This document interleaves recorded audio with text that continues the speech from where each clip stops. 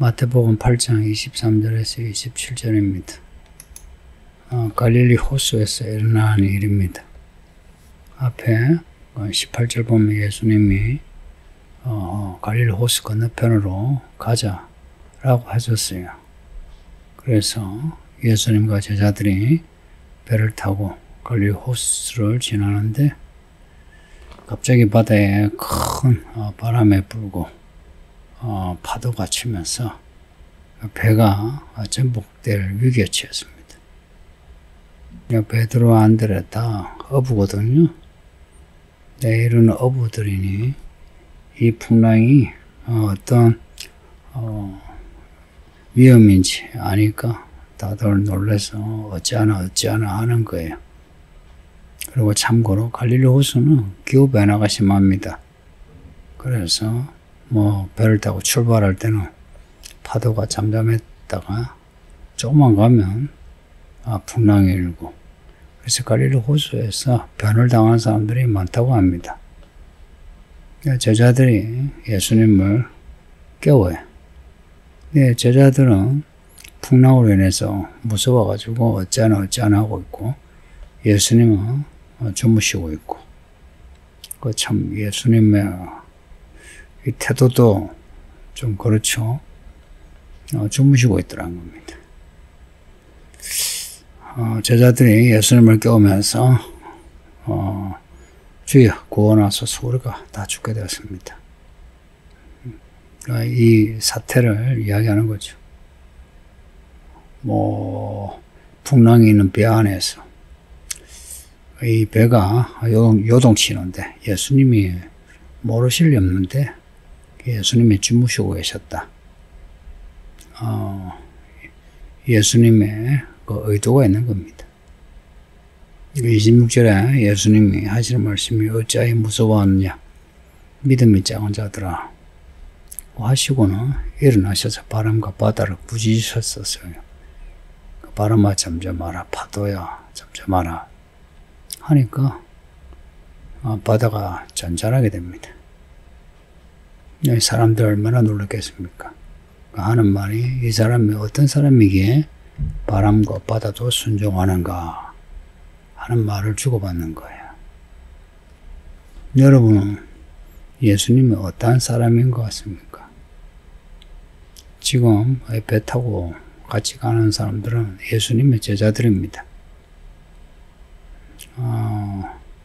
예수님을 따르기 위해서 가족을 두고 직장을 두고 예수님을 따르는 사람들이에요. 예수님을 따르려면 예수님이 누구신가? 확실한 믿음을 가져야 따를 수 있죠.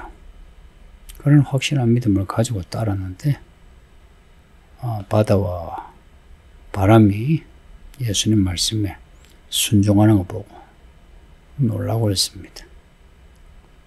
이 사람이 도대체 누군가? 예수님이 누구신가요? 우리가 믿는 예수님이 누구신가요? 우리 인생에 풍랑이 일 때 예수님을 깨워 예수님 내가 죽게 되었습니다. 나를 살려주소서 하고 부르짖어 보셨습니까? 예수님이 비록 믿음이 작은 자들아 라고 책망하시긴 해도 그래도 예수님을 깨우니까 예수님의 능력으로 죽지 않고 살아난 거죠. 우리 인생도 그렇습니다. 우리는 다 믿음이 겨자씨만큼 그렇게 작은 믿음이고요. 온전치 않은 믿음이라 신앙 고백을 아무리 해도 이렇게 풍랑이 있는 상황이 되면 그냥 겁을 먹고는 어찌하나 하고, 그래도 믿음이 있으니까 예수님을 찾는 거죠. 이런 상황에서 예수님을 찾는 믿음을 가지고 있습니까? 예수님은 하나님의 사랑의 아들입니다. 하나님의 사랑의 아들이라고요. 예수님은 하나님의 사랑으로 오래 오셨고 그리고 우리가 예수님을 붙잡으면 하나님이 우리를 하나님의 아들을 대하신 것처럼 우리를 구원하십니다.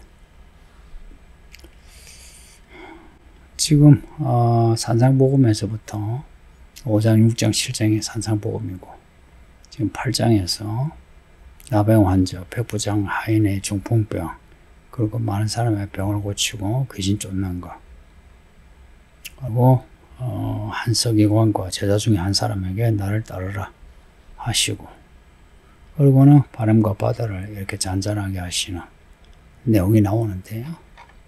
이런 내용은 그냥 우연히 사건 하나하나 그냥 임의로 편집한 게 아니고요. 하나님이 우리에게 주시려는 메시지를 가지고 이렇게 편집한 글입니다. 앞에 산상복음에서의 결론은 하나님의 뜻대로 행하는 자였고요. 나병 환자는 예수님이 원하시면 나를 깨끗게 하십니다. 했더니 예수님이 내가 원한다 깨끗해라 라고 하셨어요. 그리고 백부장의 종의 경우 말씀만 하시면 병이 낫습니다. 나도 내 부하에게 이래라 저래라 하면 시킨 대로 하는 것처럼 말씀만 하소서. 그랬더니 예수님이 말씀만 하셔. 백부장의 그 종이 중풍병에서 고침을 받습니다. 그리고 베드로 장모의 그 열병에서 베드로 장모 열병만 아니라 많은 병자들을 고치시는데 예수님이 이 병자 고치실 때 하나님의 능력을 나타내더라 이렇게 기록하지 않고 우리의 병을 짊어지신 예수님을 기록하고 있습니다. 그러니까 하나님의 그 기적을 일으키시는 능력을 부각시킨 게 아니고 우리 병을 짊어지신 혹은 우리 죄를 짊어지신 어린 양 예수님의 모습을 부각시키고 있습니다. 예수님이 귀신 쫓고 병 고치고 선지자처럼 말씀을 전하는데 이 자체는 사실 화려하죠. 드라마틱하고. 그런데 실제 예수님은 병을 고치실 때, 귀신을 쫓았을 때 우리의 죄와 우리의 연약함을 짊어지셨다는 겁니다. 그렇다면 이 배에 풍랑이 일어 제자들이 다 죽게 되었을 때 살려주신 것도 예수님이 이 제자들의 그 뭔가를 짊어지셨다는 겁니다.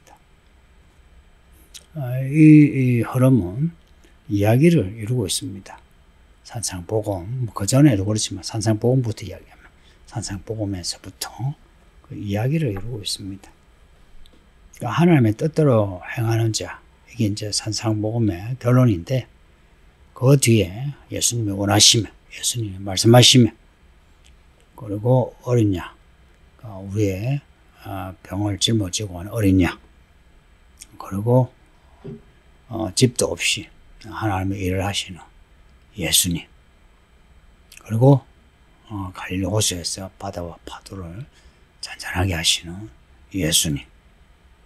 예수님이 어떤 분인가 하는 겁니다.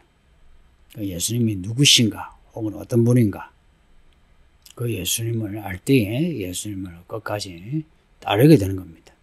따를 뿐만 아니라 예수님이 원하시면 혹은 예수님이 말씀만 하시면 낫겠나이다, 해결되겠나이다 하는 믿음을 가질 수 있다는 겁니다. 바람과 파도도 예수님의 말씀에 순종하는데 우리의 인생의 모든 문제들 예수님 손에 있다는 겁니다. 비록 교회를 다니고 교회에서 세례를 받고 교회 일꾼이 되어 교회 일을 하지만 여전히 예수님이 누구신지 잘 모른 채 인생의 풍랑이 일며 어쩌나 하는 사람들이 많거든요.